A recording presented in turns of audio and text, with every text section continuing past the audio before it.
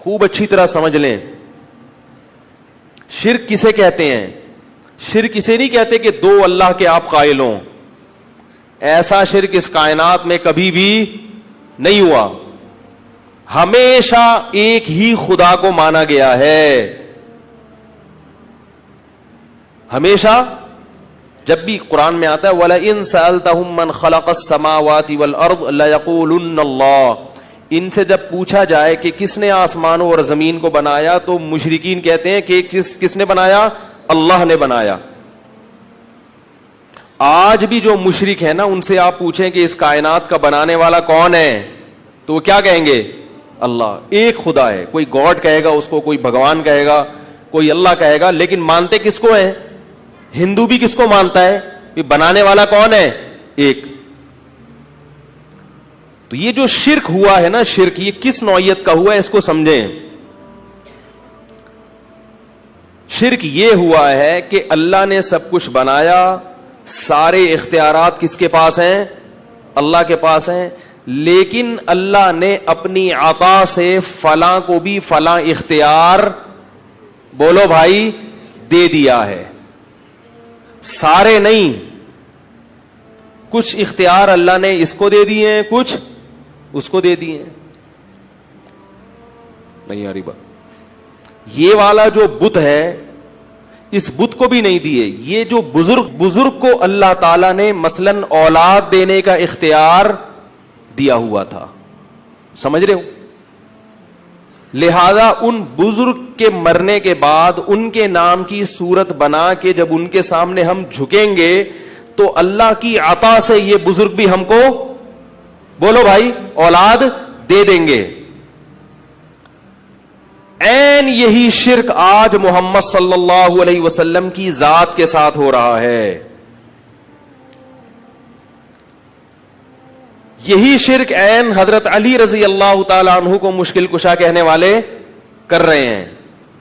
کہتے ہیں حضرت علی خود سے آپ کی مشکلات آسان نہیں کرتے, اللہ کی عطا سے آپ کی مشکلات.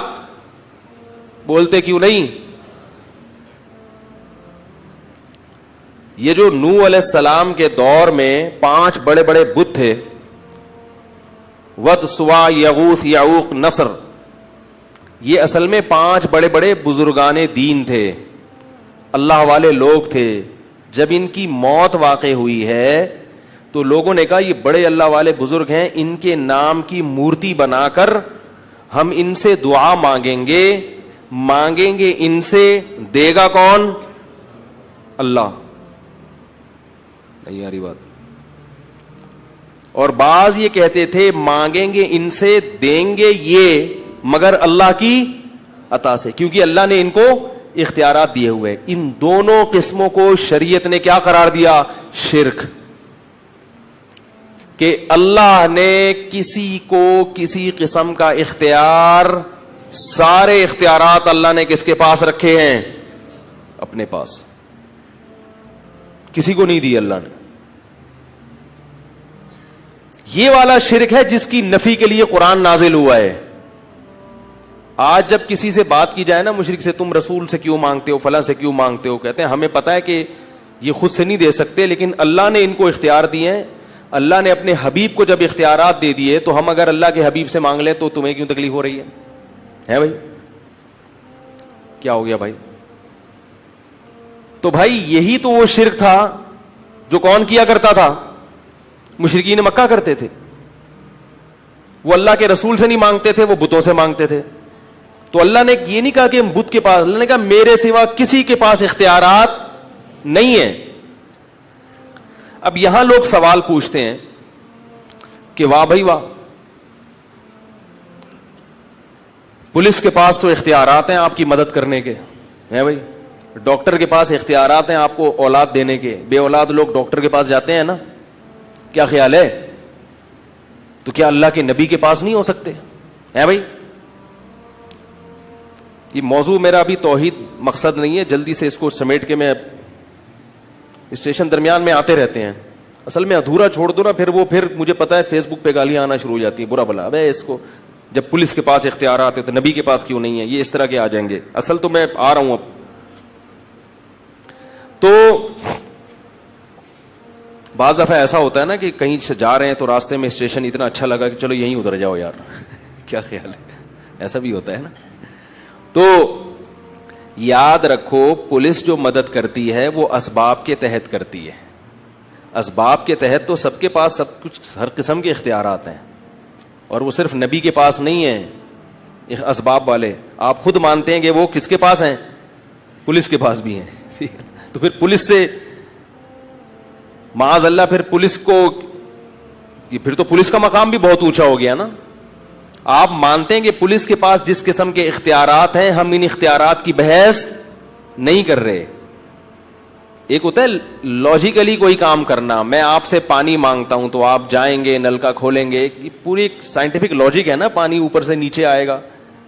اور ایک میں آپ سے پانی مانگتا ہوں, آپ چھو منتر کر کے بولتے ہیں بس جب چاہو آپ بارش برسات سکتے ہو, جب چاہو آپ پانی سامنے لا سکتے ہو. ایسا تو نہیں ہوتا, یہ شرک ہے. ڈاکٹر سے جب آپ اولاد مانگتے ہیں تو اولاد نہیں مانگتے, اولاد کی دوا مانگتے ہیں کہ میرے اندر کوئی خرابی ہے, کوئی میڈیکلی کوئی پرابلم ہے, تو کوئی ایسا دوا بتاؤ کہ وہ میڈیکلی پرابلم کیا ہو جائے, حل ہو جائے. جبکہ اللہ سے مانگتے ہیں تو اللہ کو ہم چھوڑ دیتے ہیں کہ اللہ تو جس طرح بھی دینا چاہے, چاہے وہ میڈیکلی پرابلم صحیح ہو یا نہ ہو.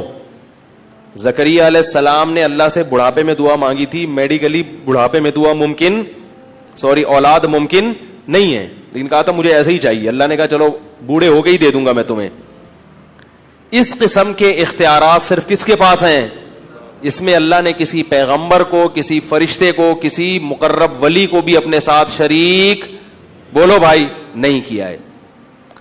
اور اگر آپ نے یاد رکھو, خوب اچھی طرح سمجھ لیں, اللہ شرک کے معاملے میں بہت حساس ہے, کیونکہ یہ غیرت کا معاملہ ہے. مانگنا صرف کس سے ہے؟ اللہ سے. اگر آپ نے اللہ کے سوا کسی اور سے مانگنا شروع کر دیا اور وہ اسباب سے ہٹ کے مانگنا ہو, تو پھر میرے بھائی بخشش کا امکان ختم. اللہ کا واسطہ دے کے کہتا ہوں کہ مزاروں پہ جانا بولو بھائی بند کر دو. کچھ بھی نہیں رکھا مزاروں پہ, کچھ بھی نہیں ہے.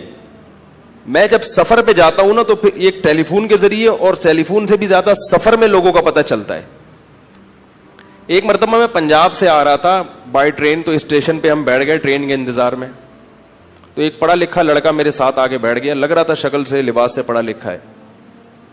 گپ شپ شروع ہو گئی. میں نے کہا کدھر کی روانگی؟ کہہ رہے کراچی جا رہا ہوں. میں نے کہا کہاں؟ کہہ رہے وہ عبداللہ شاہ غازی کے مزار پہ. میں نے کہا شکل سے تو پڑھے لکھے لگ رہے ہو یار. تو کہہ رہے کیا ہوا؟ مزار پہ جا کے میں اللہ سے مانگوں گا, عبداللہ شاہ غازی سے تھوڑی مانگوں گا. تو میں نے کہا اللہ سے مانگنے کے لیے اللہ نے مسجدیں بنائی ہیں, مزار بولتے کیوں نہیں؟ اللہ سے مانگنے کے لیے کیا ہے؟ مسجدیں ہیں, مزار تھوڑی ہیں.